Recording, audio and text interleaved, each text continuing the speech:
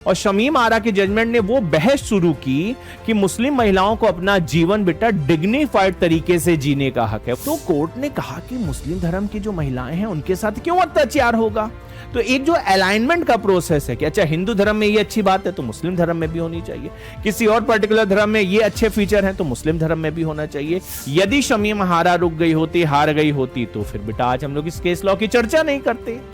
अबरार शुरुआत करता है ट्रिपल तलाक की वैधानिकता को लेकर, कहता है मुस्लिम पर्सनल लॉ की इनहेरेंट प्रैक्टिस है, फंडामेंटल प्रैक्टिस है, उसे अलग नहीं किया जा सकता है। Shayara Bano versus union of India में जब भारत की सर्वोच्च न्यायालय संवैधानिक बेंच के माध्यम से 5 जजेस बैठे थे, ये फैसला देती है कि ट्रिपल तलाक अनकॉन्स्टिट्यूशनल है। नमस्कार, जय Hind to all of you. आप सभी का स्वागत है एक बार फिर से पीडब्ल्यू जुडिशरी वाला के इस प्लेटफॉर्म पर। आपका स्वागत आज इस सीरीज के लेक्चर नंबर 2 में करना चाहता हूं। सीरीज कौन सी है? Landmark judgment series. हम लोगों ने आपसे कहा था, पीडब्ल्यू की फैकल्टीज ने, इस सीरीज को फॉलो कर लो, आपको अलग से मेहनत नहीं करनी पड़ेगी अपने जुडिशियल सर्विस में। तो चलिए लेक्चर नंबर 2 में बिना समय गंवाए आपको एक ऐसे केस लॉ की ओर लेकर चलना चाहता हूं जिसे जरूर से पढ़ना है। मतलब मुस्लिम लॉ एक ऐसा सब्जेक्ट है, देखो, जो कोर है।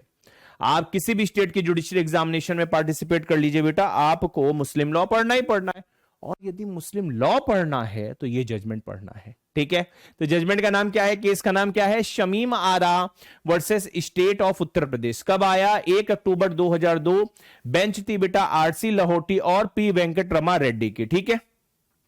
केस का नाम जरूर याद होना चाहिए। साइटेशन अगर याद है तो बहुत अच्छी बात है, और यदि बेंच का नाम याद है तो सोने पर सुहागा। लेकिन सारे केस में नहीं याद कर सकते, जरूरत भी नहीं है। कुछ केसेस हैं बेटा जहां याद करना चाहिए, बढ़िया है, अच्छा है क्रिएटिव आंसर लिखने के लिए। तो शमीम आरा का जजमेंट क्यों महत्वपूर्ण है? मुस्लिम महिलाएं, हम कहते हैं आधी आबादी का पूरा हक। आर्टिकल 15 क्लॉज 3 में हम कहते हैं मुस्लिम महिलाओं के लिए स्पेशल लॉज बन सकते हैं। मुस्लिम महिलाओं के जो अधिकार हैं, जो राइट है, शमीम आरा के जजमेंट ने उसे मजबूती प्रदान की। और शमीम आरा के जजमेंट ने वो बहस शुरू की कि मुस्लिम महिलाओं को अपना जीवन बेटा डिग्निफाइड तरीके से जीने का हक है। वही डिग्निटी जिसकी चर्चा मेनका गांधी में है, वही डिग्निटी जिसकी चर्चा फ्रांसिस कोरेली में है और प्लेथोरा ऑफ जजमेंट में है।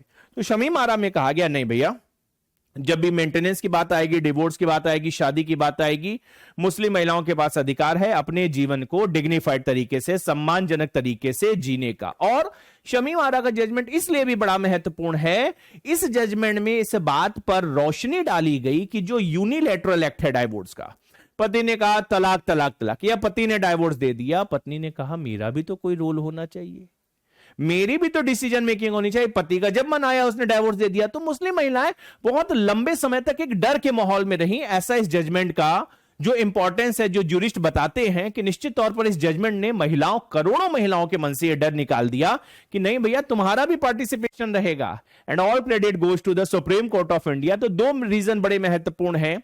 एक तो कुरान का जो लिबरल इंटरप्रिटेशन है, शमीम आरा का जजमेंट ऐसा है, जहां अभी हम लोग आगे फैक्ट्स वगैरह देखेंगे, तो भारत की सुप्रीम कोर्ट ने लिबरल इंटरप्रिटेशन के साथ बेटा कुरान को पढ़ा। और पहला ऐसा मौका था शाहबानों के बाद, मतलब एक्सप्रेसली, जहां पर बेटा सुप्रीम कोर्ट जो दूसरे धर्म के लॉज हैं, धर्म से जुड़े हुए, हिंदू हैं, जैन हैं, सिख हैं, बौद्ध हैं, तो उन धर्मों में जो डिग्निटी है, अधिकार है, जो स्टेटस है उन धर्म की महिलाओं का, तो कोर्ट ने कहा कि मुस्लिम धर्म की जो महिलाएं हैं उनके साथ क्यों अत्याचार होगा। तो एक जो अलाइनमेंट का प्रोसेस है कि अच्छा हिंदू धर्म में ये अच्छी बात है तो मुस्लिम धर्म में भी होनी चाहिए, किसी और पर्टिकुलर धर्म में ये अच्छे फीचर हैं तो मुस्लिम धर्म में भी होना चाहिए। तो ये पहली बार शमीम आरा वर्सेस यूनियन ऑफ इंडिया में हो रहा था, जहां 2 धर्मों को एक तरीके से कंपेयर करते हुए महिलाओं को सोशल जस्टिस से जोड़ा जा रहा था, महिलाओं को इक्वालिटी, लिबर्टी और जस्टिस के उस ब्रॉड नोशन से जोड़ा जा रहा था जो संविधान में बेटा पाया जाता है, ठीक है। तो चलिए इन तमाम विषयों को इस केस में एक एक करके बेटा समझेंगे, पढ़ेंगे। तो सबसे पहले फैक्ट्स को जान लेते हैं। कुछ डेट रहेंगी, डेट आपको याद करना होगा समझने के लिए।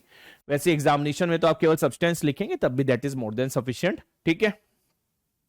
तो तथ्य के रूप में हमारे पास एक वो महिला है जिसने केस लड़ा और जिसने हजारों, लाखों, करोड़ों महिलाओं को न्याय दिलाया। यदि शमीम आरा ने यह लड़ाई नीचे से लेकर ऊपर सुप्रीम कोर्ट तक नहीं लड़ी होती बेटा, तो हो सकता है परिस्थिति कुछ और होती, ठीक है।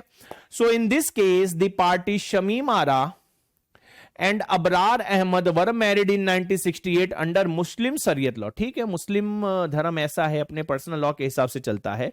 1968 में शादी होती है किसकी? शमीम आरा की। जो उनके पति थे उनका नाम था अबरार अहमद, और मुस्लिम शरीयत कानून के अनुसार से by the time being the couple gave birth to 4 sons in course of their marriage. तो शमीम और अबरार के बेटा कितने बच्चे हुए? 4 बच्चे हुए। चलिए आगे बढ़ते हैं।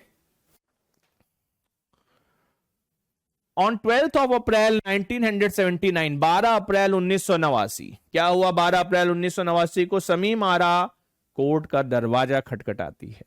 शमीम आरा क्या कहती है? ध्यान से समझिए। Shamim Ara filed a suit against her husband Abrar Ahmad seeking maintenance under section 125 of the CRPC on the ground of desertion and cruelty by her husband according to the Muslim Shariat law। Shamim Ara बेटा क्या कहती है? शमीम आरा कहती है मेरे साथ क्रूरता बढ़ती जा रही है, and I am subject to the desertion, मैं परित्यक्ता हूं।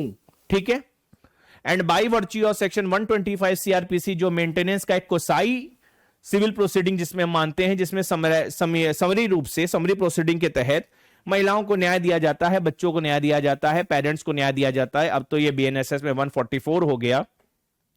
तो 12 अप्रैल 1989 ये डेट महत्वपूर्ण है जब पहली बार बेटा शमीम आरा कोर्ट का दरवाजा खटखटाती है, लेकिन शमीम को न्याय नहीं मिला। चलिए आगे चलते हैं। When the case went to the family court of the Allahabad court, ठीक है ना, फैमिली कोर्ट ऑफ इलाहाबाद में बेटा ये मैटर पहुंचता है, फैमिली से, शादी से जुड़ा मैटर था, तो फैमिली कोर्ट में गया। The presiding judge denied the maintenance request, contending that the wife was already divorced through triple talaq on 11th of July 1987 by the husband and therefore ineligible for maintenance। तो by the timing जब ये मुकदमे की सुनवाई हुई काफी समय लग गया। कोर्ट कहती है शमीम आरा को कोई मेंटेनेंस वगैरह अब नहीं मिल सकता by virtue of section 125 CRPC, क्योंकि इसको ऑलरेडी डिवोर्स दे दिया गया है। मुस्लिम पर्सनल लॉ क्या कहता है? 1987 क्यों महत्वपूर्ण है? 1986 में वो वाला कानून आया मुस्लिम वीमेन वाला, जिसकी चर्चा मैंने पहले भी की थी, जहां पर कहा गया इद्दत तक जो मुस्लिम महिला होगी उससे मेंटेनेंस मिलेगा। कोर्ट ने कहा, इलाहाबाद की फैमिली कोर्ट ने कहा कि 11 जुलाई 1987 को तो इन्हें पहले डिवोर्स दे दिया गया है, तो अब इनका मेंटेनेंस का जो कॉज ऑफ एक्शन है वो डिनाई किया जाता है, इन्हें कोई मेंटेनेंस नहीं मिलेगा। हाँ, the court allowed the maintenance at the rate of 150 rupees per month to their minor child for the period of his being minor. और कोर्ट ने यह कहा कि जब तक आपके बच्चे मेजर नहीं हो जाते हैं, ठीक है, तब तक 150 रुपया का मेंटेनेंस कोर्ट ने अलाउ किया। चलिए आगे बढ़ते हैं। अबरार अहमद, अबरार क्या कहा अबरार ने? Abrar Ahmed stated that he pronounced divorce on the appellant on 11 July 1987, 11th of July 1987 at about 11 AM in the presence of person named Mehboob and some other 4 to 5 neighbors, and that since 1988 he did not pay anything to the appellant and children for their maintenance। Abrar ने कहा कि मैंने divorce कुछ गवाहों की मौजूदगी में, एक दो का उसने नाम भी लिया, 4-5 और लोगों के बारे में बताया कि मैंने डिवोर्स इन लोगों के सामने दिया है, और 1988 से मैंने कोई मेंटेनेंस नहीं दिया, क्योंकि मेरे पर्सनल लॉ में ऐसा कोई प्रोविजन नहीं है। जो 1986 का कानून था वो कहता था इद्दत तक देंगे, और अबरार ने अपना घर भी दे दिया था, उसने कहा मुझे देने की जरूरत नहीं है। Shamim Ara denied that the said divorce and that the said divorce was not communicated to her. ये बड़ा महत्वपूर्ण विषय था। शमीम आरा लास्ट तक ये कहती रही कि योर लॉर्डशिप, हमें पता ही नहीं चला, मुझे पता ही नहीं चला कि मुझे डिवोर्स दे दिया गया है। अबरार अपनी प्लीडिंग में, अपनी बहस में कह रहे हैं कि मैंने तमाम गवाहों के सामने डिवोर्स दिया। शमीम कह रही है मुझे पता ही नहीं था। यहीं पर सामाजिक न्याय आता है। महिला को पता ही नहीं रहेगा, उसे डिवोर्स दे दिया गया। ये जो यूनिलैटरल एक्ट है, इसी को तो चैलेंज किया गया। चलिए आगे बढ़ते हैं। The divorce given by him to the appellant was a triple talaq, जिसे हम तलाक बिद्दत कहते हैं, and the fact was not specified in the written statement. तो कहा गया जो डिवोर्स दिया गया वो तलाक बिद्दत था, तलाक तलाक तलाक, जिसे बाद में Shayara Bano versus union of India में 2017 में सुप्रीम कोर्ट ने कह दिया अनकॉन्स्टिट्यूशनल है। तो इनकी तरफ से कहा गया कि जो तलाक उसे शमीम आरा को दिया गया वो ट्रिपल तलाक था, तलाक बिद्दत था, ठीक है, प्रोनाउंसमेंट ऑफ 3 तलाक, ठीक है। और कहा गया जो फैक्ट है, किस आधार पर डिवोर्स दिया गया उस महिला को, यह नहीं बताया गया था। The wife agree by the family court decision, appeal to the high court, हार नहीं मानी, लोअर कोर्ट से न्याय नहीं मिला, हाई कोर्ट का दरवाजा खटखटाया। अब बारी है हाई कोर्ट में क्या हुआ वो समझने की। The high court observed, high court ने बेटा क्या ऑब्जर्वेशन दी, ध्यान से समझिएगा, क्योंकि अगर हाई कोर्ट का ऑब्जर्वेशन समझ में आएगा तभी सुप्रीम कोर्ट का समझ में आएगा, ठीक है। The high court observed that as the triple talaq was neither uttered in the appellant Shamim Ara presence nor it was communicated to her, therefore the communication would be completed upon the filing of the written statement in the instant case, which infers to make her entitled to claim maintenance till that date, whereafter the alleged entitlement shall cease to exist. High court ने एक अच्छा फैसला दिया, एक खराब फैसला दिया। High court ने क्या कहा, हाई कोर्ट ने कहा कि जो तलाक था ट्रिपल तलाक था, लेकिन ट्रिपल तलाक की कम्युनिकेशन जरूरी होनी चाहिए, ट्रिपल तलाक का अगर जो अटरेंस है बेटा वो होना चाहिए।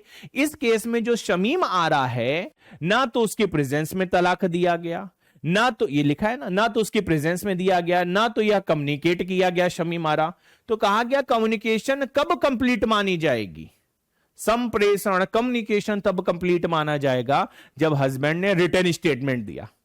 तो कोर्ट ने प्रिजम्पशन, डीम प्रिजम्पशन की बात की कि भैया देखो तुमने बताया नहीं, उस शमीम आरा को पता नहीं था, तो जब रिटर्न स्टेटमेंट तुम देकर कह रहे हो हां मैंने तलाक दिया था, हम उसी दिन से मानेंगे। लेकिन हां, हाई कोर्ट ने यह भी कहा कि जिस दिन तुम्हारा रिटर्न स्टेटमेंट आया उस दिन से मानेंगे कि तुमने तलाक दिया, और जो मेंटेनेंस वगैरह है बेटा उसी दिन से काउंट होगा, लेकिन हां उसके बाद नहीं होगा। मतलब वो जो 1986 का कानून था, मुस्लिम वीमेन एक्ट 1986, और जो मुस्लिम पर्सनल लॉ है इद्दत को लेकर, ठीक है कि ठीक है इद्दत तक देंगे, डिवोर्स किस दिन काउंट होगा, किस तारीख से काउंट होगा, वो हाई कोर्ट ने एम्फेसाइज कर दिया। तो मैंने कहा एक बढ़िया बात निकली, एक शमीम आरा के लिए दिक्कत की बात हुई कि सुप्रीम कोर्ट ने कहा बाद में नहीं मिलेगी। So the high court observe that the appellant was allowed to claim maintenance. High court ने कहा कि जो शमीम आरा थी, जिन्होंने अपील की थी, जो एपिलेंट थी बेटा, उनको मेंटेनेंस मिलेगा 1 जनवरी 1988 से 5 December 1990 and there after 5 December 1990 के बाद her right to have maintenance shall cease to exist, the said maintenance which was allowed by the high court at ₹200। Lower court में बेटा 150 रुपए था, हाई कोर्ट में 200 रुपए आ गया। अच्छा आपको यह समझना होगा, यह दौर है बेटा 1988, 89, 1990 कौन ऐसा था जब शाहबानो के केस में 1986 में भारत की सुप्रीम कोर्ट ने, चंद्रचूड़ साहब थे, वो चिन्नप्पा रेड्डी थे, उन्होंने सेक्शन 125 सीआरपीसी को इंटरप्रेट करते हुए कहा कि एक सेकुलर प्रोविजन है और किसी भी धर्म की महिला हो सेक्शन 125 में मेंटेनेंस क्लेम कर सकती है। पहले यह था कि मुस्लिम महिलाएं नहीं कर सकती हैं, जो पर्सनल लॉ में लिखा है the period of the concern इद्दत, केवल उस अनुसार मेंटेनेंस मिलेगा। लेकिन शाहबानो से यह शुरुआत हुई। फिर 2001 में Daniel Latifi versus union of India में शाहबानो के जजमेंट पर एक बार फिर से मोहर लगाई गई और कहा गया नहीं, सेक्शन 125 एक सेकुलर प्रोविजन है और हर धर्म की महिला, किसी भी धर्म की हो, उसे by virtue of section 125 CrPC maintenance बेटा मिल सकता है। जीबी पटनायक का वो जजमेंट आज भी बड़ा रेलिवेंट है। और अभी शकीला खातून का जो केस आया 2023 में, शकीला खातून versus state of Uttar Pradesh, ठीक है, तो उसमें भी वही बात कही गई जो शाहबानो में कही गई, डैनियल लतीफी में कही गई। जस्टिस राजबीर सिंह थे, जस्टिस राजबीर ने कहा कि भाई कोई डाउट है ही नहीं। तो आप समझिए इस परिपेक्ष में, इस बैकग्राउंड कंसिडरेशन में, ये वो समय था जब सेक्शन 125 सीआरपीसी को इस रूप से इंटरप्रेट किया गया कि ये एक सेकुलर प्रोविजन है और चाहे मुस्लिम हो, हिंदू हो, जैन हो, बुद्ध हो, सिख हो, पारसी हो, सभी को, सभी धर्मों की महिलाओं को इस प्रोविजन में मेंटेनेंस मिल सकता है। ठीक है, चलिए आगे बढ़ते हैं। हाई कोर्ट के ऑब्जर्वेशन को हम लोगों ने समझ लिया। So not satisfied with the high court judgment, Shamim Ara went to the appeal to the apex court. आप समझिए स्पेशल लीव पिटीशन होती है, अपेक्स कोर्ट का दरवाजा खटखटाया जाता है। अपेक्स कोर्ट मतलब सुप्रीम कोर्ट ऑफ इंडिया। यदि शमीम आरा रुक गई होती, हार गई होती, तो फिर बेटा आज हम लोग इस केस लॉ की चर्चा नहीं करते। शमीम आरा सुप्रीम कोर्ट जाती है, कहती है मेरे साथ अन्याय हुआ। क्या अन्याय हुआ? तो जो इशू है बेटा उसे आपको समझना होगा। इशू नंबर 1 क्या है? Determination of Shamim divorce status, कि शमीम को डिवोर्स मिला कब।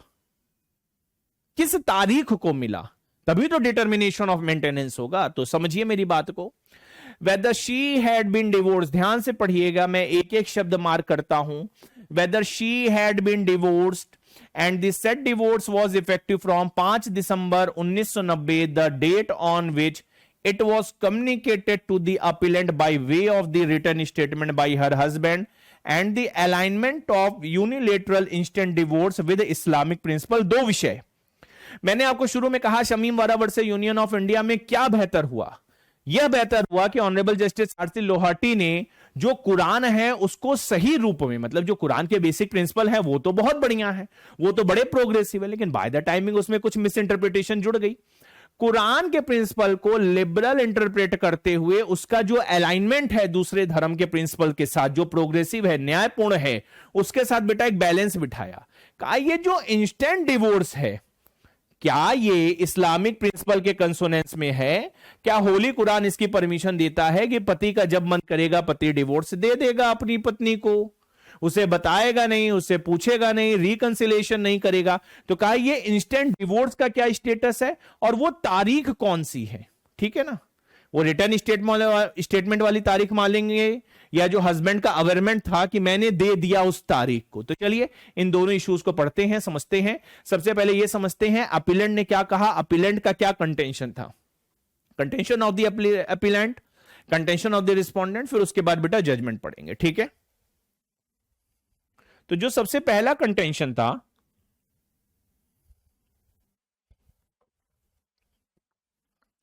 अपीलेंट शमीम आरा क्या कहती है सुप्रीम कोर्ट में? In the apex court of this country, the appellant contended that the said triple talaq divorce was invalid because it was not pronounced in her presence and was not even communicated to her in a timely and proper manner। तो शमीम आरा ने यह नहीं कहा कि husband divorce नहीं दे सकता। शमीम आरा ने बेटा क्या कहा? शमीम आरा ने कहा कि अगर डिवोर्स दिया गया, तलाक दिया गया, तो किस तथ्य पे दिया गया वो मुझे पता होना चाहिए।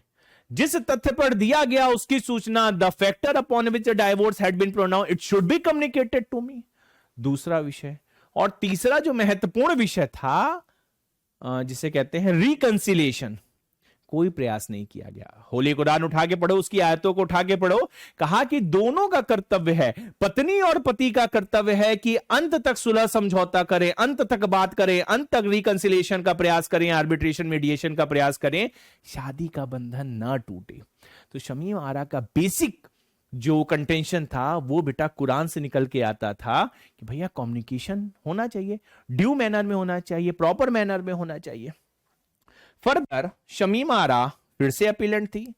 She stated that since the divorce have not been communicated to her, this means that the marital relationship between Shamim Ara and Abrar Ahmed did not cease to exist and therefore he cannot escape from his liability। कहा जब आपने divorce को communicate ही नहीं किया, मुझे पता ही नहीं चला, अब मैं तलाकशुदा हूं, तो शादी खत्म हुई कहां? और जब शादी नहीं खत्म हुई तो आप अपनी जिम्मेदारियों से, अबरार अहमद, अबरार अपनी जिम्मेदारियों से नहीं बच सकता, ऐसा शमीम आरा ने बेटा सुप्रीम कोर्ट में कहा। ठीक है, कंटेंशन ऑफ द रिस्पोंडेंट, मजा आएगा आपको पढ़ के रिस्पोंडेंट ने किस तरह अपने पक्ष को रखा। Point number 1, in response to appellant contention, the respondent contended that triple talaq is an essential practice as mentioned in the Muslim holy book and it is not contrary to the women's right, therefore the said divorce stands valid। Abrar शुरुआत करता है triple तलाक की वैधानिकता को लेकर, कहता है Muslim personal law की इनहेरेंट प्रैक्टिस है, फंडामेंटल प्रैक्टिस है, उसे अलग नहीं किया जा सकता है। By virtue of article 25 of the Indian constitution, इस देश में जो भी रह रहा है उसे बेटा अपने धर्म की अभिव्यक्ति की आजादी है, धर्म को मानने की, प्रचार की, प्रसार की आजादी है। तो बात शमीम आरा की नहीं है। 2017 तक Shayara Bano versus union of India, जब जस्टिस केहर की अध्यक्षता में भारत के सुप्रीम कोर्ट ने 5 जजेस बेंच ने ट्रिपल तलाक को कहा यह अनकॉन्स्टिट्यूशनल है, आर्बिट्रेरी है, डिग्निटी के खिलाफ है, आर्टिकल 21 के खिलाफ है। यह बहस तो लंबे समय तक चली कि जो ट्रिपल तलाक है वो इस्लाम की फंडामेंटल प्रैक्टिस है और उसे इस्लाम से अलग नहीं किया जा सकता है। बिल्कुल इसी कंटेंशन से बेटा अबरार ने अपनी शुरुआत की। फिर क्या कहता है respondent? Respondent contended that he pronounced the said divorce to Shamim Ara in the presence of many people and also that the divorce was properly communicated to her. Shamim Ara कह रही है कि इसने दिया ही नहीं, मुझे पता ही नहीं चला. ये कह रहा है कि मैंने कई लोगों की मौजूदगी में, कई लोगों की गवाही मतलब वो लोग विटनेस कर रहे थे कि हाँ भाई सामने दिया. मतलब तरीका यही है कि 4 लोगों के बीच में, घर के बड़े बूढ़ों के बीच में जो रिलीजियस लीडर हैं उनको बुला के, मौलवी वगैरह, उनके सामने बेटा आप ये अटरेंस करिए ताकि सुलह समझौता हो सके, लोग समझा सके. तो अबरार का कहना था कि मैंने प्रॉपर जो तरीका है उसको फॉलो करते हुए डिवोर्स दिया. चलिए आगे चलते हैं. तीसरा कंटेंशन था, the respondent also contended that his wife was sharp, shrewd and wicked and therefore bringing disgrace to the family. कहा बहुत चतुर है, बहुत चालाक है, जो भी चीजें आप समझ सकते हैं ना. श्रीड, शार्प और मिस्चीवियस का क्या मतलब होता है. बाद में सुप्रीम कोर्ट ने कहा तो मान लेते हैं महिला शार्प है, श्रीड है, मिस्चीवियस है, लेकिन जिम्मेदारी तो पति के ऊपर है ना. भारत है, कोई यूरोपियन सोसाइटी नहीं है. पति के कंधों पर सेक्शन 125 बेटा ये भार देता है. अगर पत्नी unable to maintain herself है, सेक्शन 125 का कीवर्ड है जो अब सेक्शन 144 बन गया. If she is unable to maintain herself then it is the responsibility of the husband to maintain the wife. और उसमें तमाम नियम है. तो कहा, सुप्रीम कोर्ट ने मना कर दिया. खैर इनका कंटेंशन था ये बड़ी चालाक औरत है ना, और परिवार की जो डिग्निटी वगैरह है और उसको मेंटेन नहीं करती है वगैरह वगैरह. तो ऑब्जर्वेशन ऑफ द कोर्ट को पहले एक बार समझ लेंगे, फिर बेटा जजमेंट पे चलेंगे. कोर्ट ने अपने ऑब्जर्वेशन में क्या कहा ध्यान से समझिए. कोर्ट कहती है, क्या ऑब्जर्व करती है, इन all the cases so far. Supreme court ने हैरानी जताई. सुप्रीम कोर्ट ने क्या हैरानी जताई? सुप्रीम कोर्ट ने कहा यार आज तक ऐसा कोई केस ही नहीं आया जिसमें पति कह रहा है मैंने डिवोर्स दे दिया, तलाक दे दिया. पत्नी कह रही है कब दिया भैया, किसको दिया, क्या बोले तुम तलाक में. तो सुप्रीम कोर्ट ने, देखो पढ़ो, मैं पहले पढ़ता हूं फिर इस पर चर्चा करेंगे.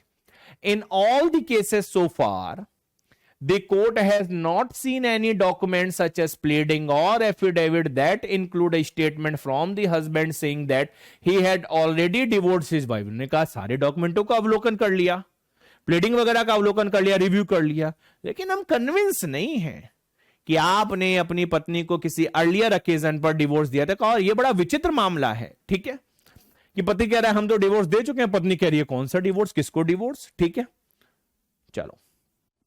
इवन सुप्रीम कोर्ट का ऑब्जर्वेशन है बेटा, even if the husband made such a statement, मान लेते हैं हस्बैंड ने ऐसा कोई स्टेटमेंट प्रोनाउंस किया, अटरेंस किया उसका, but did not tell his wife, it would not be considered a valid divorce until the wife found out about it. This would happen when she receives a copy of the affidavit or pleading that contains the statement. तो हमने मान लिया कि तुमने divorce दिया, तलाक दिया अबरार, लेकिन अबरार अगर तुम्हारी पत्नी शमीमा आरा को पता ही नहीं था तो हम ऐसे डिवोर्स को नहीं मानते हैं. ऐसा डिवोर्स हमारे आंखों में शून्य है. मतलब कहा गया है मुस्लिम पर्सनल लॉ में अगर डिवोर्स दिया जा रहा है, इसका इंप्लाइड कोनोटेशन क्या है बेटा, कि मुस्लिम पर्सनल लॉ में अगर डिवोर्स दिया जा रहा है तो it should be communicated in a due और प्रॉपर मैनर. पत्नी को सही ढंग से पता होना चाहिए, उन तथ्यों की भी जानकारी होनी चाहिए जिसके आधार पर डिवोर्स दिया गया. तो चलिए, और सुप्रीम कोर्ट ने शमीम आरा में 2002 में 8 अक्टूबर 2002 गांधी जयंती का दिन रहा होगा जब ये जजमेंट बेटा देश के सामने आया. None of the ancient holy book or scripture of Muslim state in its text any such form of divorce that has been accepted by the high court and the family court. मतलब आपके मन में आएगा गांधी जयंती कैसे हो सकती है. अरे भाई जब गांधी जयंती होती है तो उसके एक हफ्ते पहले से कार्यक्रम होता है. मैंने कहा स्पष्टीकरण दे देने, सबको लगेगा गुरुजी को यह भी नहीं पता 1 अक्टूबर की 2 अक्टूबर. ठीक है, तो कहने का मतलब है बेटा सुप्रीम कोर्ट क्या कहती है, सुप्रीम कोर्ट कह रही है किसी भी एंशिएंट होली बुक में, किसी भी कंसर्न स्क्रिप्चर में जो मुस्लिम समुदाय से जुड़ी है, मुस्लिम धर्म से जुड़ी है, we do not find any such form of divorce that has been accepted by the high court and the family court. कहा इन लोगों से गलती हो गई, लोअर कोर्ट से, हाई कोर्ट से.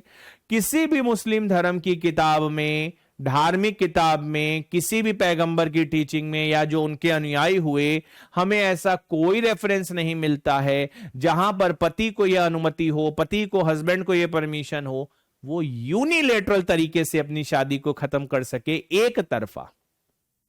सो a mere plea in the form of written statement of a divorce, Supreme Court क्या कहती है, आपने कोई एक मेयर प्लीडिंग कर दी, मेयर प्लीडिंग मतलब आप ऑर्डर 6 पढ़ेंगे सीपीसी का तो आप बहुत कुछ पढ़ेंगे प्लीडिंग के बारे में, कि a mere plea in the form of written statement of a divorce being pronounced sometime in the past cannot itself be treated as effective talaq on the date of delivery of the copy of the written statement। कहा आपने return statement file कर दिया, उसमें किसी mayor plea को refer कर दिया, हमने दिया था, दैट इज नॉट सफिशिएंट, है ना, ये सफिशिएंट नहीं है डिवोर्स को कंक्लूड करने के लिए। तो चलिए जजमेंट पढ़ लेते हैं। The Honorable Supreme Court thus observed that the term pronounce मतलब pronouncement of तलाक होता है ना, तो कहा ये जो शब्द है pronounce, इसका क्या मतलब है, to proclaim, to utter formally, to declare, to articulate, and hence it was held that pronouncement of तलाक is required for it to be effective। जो पॉइंट नंबर 1 है सबसे महत्वपूर्ण, आप हमेशा मुस्लिम लॉ में याद रखेंगे जब भी डिवोर्स के बारे में पढ़ेंगे। डिवोर्स के बहुत सारे तरीके हम लोग पढ़ेंगे मुस्लिम लॉ में अपने फाउंडेशन बैचेस में। तो कहा गया जब भी प्रोनाउंसमेंट होगा उसका प्रोक्लेमेशन होना चाहिए ना, अटरेंस होना चाहिए ना, आर्टिकुलेशन होना चाहिए ना, कॉग्निजेंस ले ना पत्नी कि हां मुझे तलाक दे दिया गया। पॉइंट नंबर 2, सुप्रीम कोर्ट कहती है there was no proof as such which can prove that this said तलाक took place on 11 July 1987। Supreme Court कहती है on the very date of 11th of July 1987 हमें कोई सबूत नहीं मिला कि तलाक हुआ था। The only clear thing is communication to the wife was made by delivering a copy of the written statement of divorce was made on 5 December 1990। तो का एक रिटर्न स्टेटमेंट है WS है जिसमें एक मेयर प्ली है जिसे डिलीवर किया गया 5 दिसंबर 1990 को। इसके अलावा कोई सबूत नहीं है जहां पर बेटा डिवोर्स की बात को कॉन्स्टिट्यूट किया जा सके। Hence the honourable court of this country, जिसे फंडामेंटल राइट का प्रोटेक्टर और गार्जियन कहा जाता है, उसने क्या कहा, that the mere plea of the divorce in a written statement और the form of an affidavit, तो कहा रिटन स्टेटमेंट के रूप में, एफिडेविट के रूप में, यदि किसी मुस्लिम मैन को लगे कि वो डिवोर्स दे सकता है, sorry this can not be sufficient proof to constitute a divorce and stated unilateral instant divorce contradicts Islamic principle which require divorce when the wife disobedience make the marriage unstable। तो बेटा कुरान शरीफ क्या कहता है कि यदि वाइफ की disobedience है इस एक्सटेंट तक कि अब शादी नहीं चल सकती है तो डिवोर्स दो, उसे कम्युनिकेट करो, फैक्ट्स को बताओ। लेकिन बेटा कुरान शरीफ यह भी कहता है कि पूरी कोशिश करो रिकंसिलिएशन की। सुप्रीम कोर्ट ने इस केस में भी कहा था we have not found any proof of reconciliation. Therefore क्या हुआ, the court allowed the appeal, Shamim Ara की अपील को एडमिट करने के साथ ही अलाउ कर दिया गया। And the court held that neither the marriage between the parties stood dissolved on 5th of December 1990 nor does the liability of the respondent number 2 that is Abrar Ahmad to pay maintenance came to an end on that day। का कुछ नहीं हुआ 5 December 1990 को। So the respondent number 2 Abrar will continue to remain liable for the payment of maintenance until the obligation comes to an end in consonance with the agreement executed within the parameters of the law। तो कहा कि जो maintenance होगा वो जो agreement वगैरह हो party का उस अनुसार होगा और हम मान के नहीं चलते कि शादी डिसॉल्व हो गई।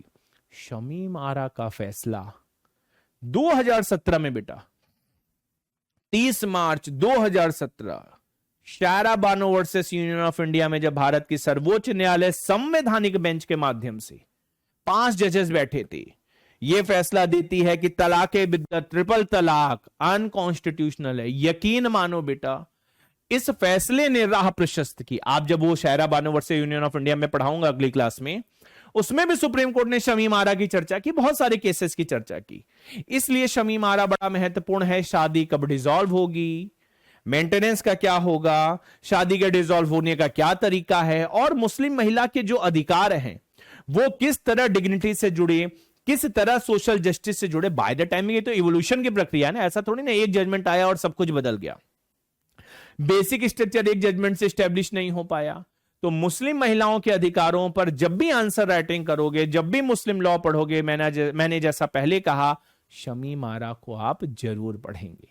तो मैं आशा करता हूं मैंने बहुत आसान शब्दों में, आसान कॉन्सेप्चुअल फॉर्मुलेशन में इस केस को आपके सामने डिलीवर किया। आप मुझे कमेंट सेक्शन में बताना आपको समझ में आया नहीं आया, और जो एपी सर के पढ़ाने का बेसिक जिस्ट है, आनंद आया। आनंद आना पढ़ाई में बड़ा महत्वपूर्ण है। अब अगली क्लास में आऊंगा, शायरा बानो पे चर्चा करूंगा। Shayara Bano versus union of India, Bharat के सुप्रीम कोर्ट का ऐतिहासिक फैसला। मेरी तो पीएचडी है उस पर, ठीक है। तो चलिए, thank you so much everyone, जय Hind to all of you. फिर मिलेंगे शायरा बानो के साथ, तब तक खूब पढ़ो और माता पिता के नाम को रोशन करने के लिए पढ़ो, ठीक है।